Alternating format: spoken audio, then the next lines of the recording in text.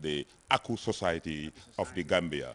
But this Ferris masquerade also came all the way from Sierra Leone. Sierra Leone. Yes, yes. It just explains our strong connection to that society. Yes, you know, in fact, there was a time when the Gambia and Sierra Leone were under the same colonial governor, and they were ruled from Banjul or either from Sierra Leone by then.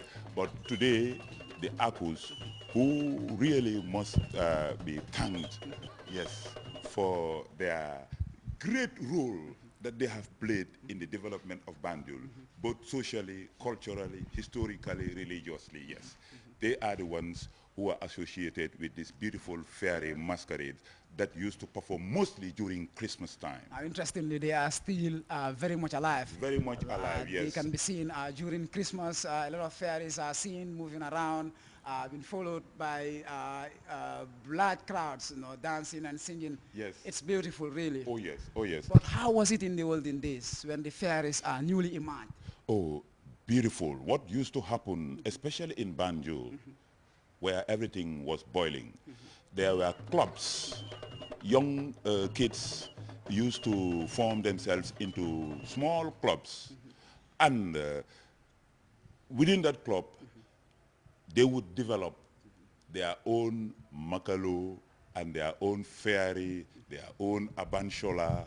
You know, all these masquerades were masquerades that used to exist. And together, they would be practicing. We would make an enclosure of palm branches. Yes, just like the enclosure within which the beautiful fanal was constructed.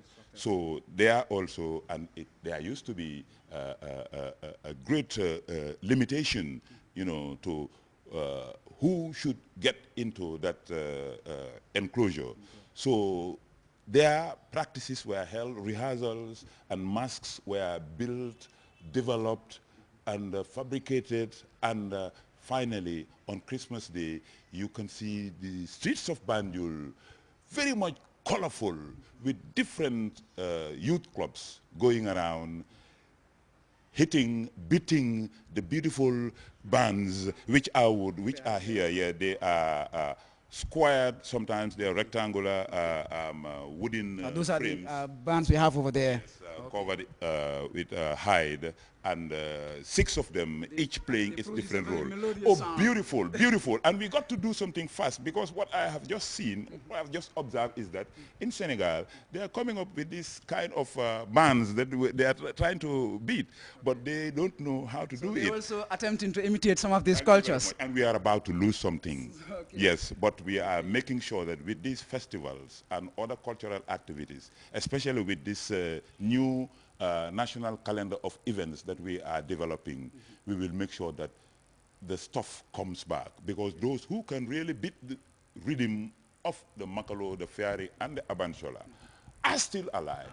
Yes. And you intend to get them engaged in We got to transmit these values, this tradition, because this is a great touristic potential. From the Kumpo, Zimba, Kose, Gese, Kankurang, Wulengo, Agugu, fairies, and hunting devils, the varying mix of masquerades still prevalent in the Gambia underline a notable cultural significance and meaning, whose real import many believe is yet to be fully explored or understood. This is, I think, is the hunting devil, which is also a very popular Christmas masquerade. How did it come to the Gambia? Well, again, thanks to our Sierra Leonean brothers and sisters, yes. You know, Sierra Leone is also another country which is so much, you know, I mean, alive, you know, with tradition. And this hunting devil came, let's say, originated from Sierra Leone. And it was also, and it is supposed to be very ritualistic, very secretive, and was associated to the Christian community, mostly the Christian community of the Gambia, because they would go to the graveyard the night before in order to perform certain rituals, and then they would come out and process around the streets of Banjul the following day. And it used to be performed at weddings, during Christmas, and at the demise of one of their members. Now, during every New Year, Yes. We experience a great emergence of hunting masquerades here in the capital city of Banjul. Now, last year, we were fortunate to attend the great gathering which took place at the Federal Street, the center of the city. Now, one thing we realized was the fact that we were not allowed to take pictures of some of the masquerades which came out adorning, sometimes adorned with animal heads, like a lion head, somewhere adorned with antelope, like an antelope. We even had one dressed like an elephant, yes. but we were not allowed to take pictures of it. Now, can you explain, give us perspective Yes. on this? That is all due to the highly spiritual and mystical nature of this masquerade. You can see it is not... But will that help their preservation? I mean, if this culture is to be preserved for future generations, yes. don't you think that there is a need for it to be shown so that the younger generation can understand what the meaning it carries? Well, perhaps we can show this to the younger generation without taking photos, okay, or bringing cameras in front of them. Live performance. Yes, exactly. And it is a very popular masquerade in the Gambia. So much so that today you can afford to see boys and girls in the same movement organizing this performance, clapping and dancing, and even using other kinds of drums that never accompanied this. We can say that it has become the most popular masquerade. Yes, amongst and all. it has developed and has changed patterns somewhere in terms of the dressing and the materials being used. Very flexible. Just like today you can see a kankurang dressed in a nylon. It's one of the it's one of the trendiest we have here. Yes, and I'm sure he would not feel bad if I mention his name, Mr. Ebu John, who is one of the links, the greatest links, okay, you know, to this legacy. Okay. And he is so much concerned, together with another brother of mine called Murtada Fai. Okay. Yes, they are trying to see how best they can bring these youth together, how best they can give back the lost value to this beautiful hunting masquerade, which is so popular. And let me tell you one thing, throughout West Africa, hunters.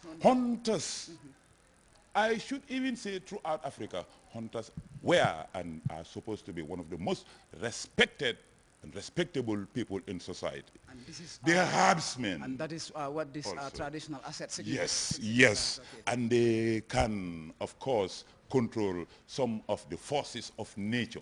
Now, Mr. Gomez, in Banjul here, yes, we have quite a number of hunting masquerade groups, yes, which are still strongly surviving. Yes. Now we have the Ekun Baba, yes, the gunshot crew, the wild hunters, the jungle hunters, the jungle hunters. Yes, you have a lot of them now coming up.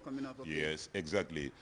Now, what is your department doing to encourage them in order to sustain this tradition? Yes, of course, we first of all encourage them to come forward and register with the National Center for Arts and Culture so that we can establish a good database of what we have, the different categories of our artistic and folkloric material here, so that we will be able to advise them on the importance of what they are doing and how they can do it so that at least we can leave this heritage here to stay, and perhaps in its best and real meaningful form.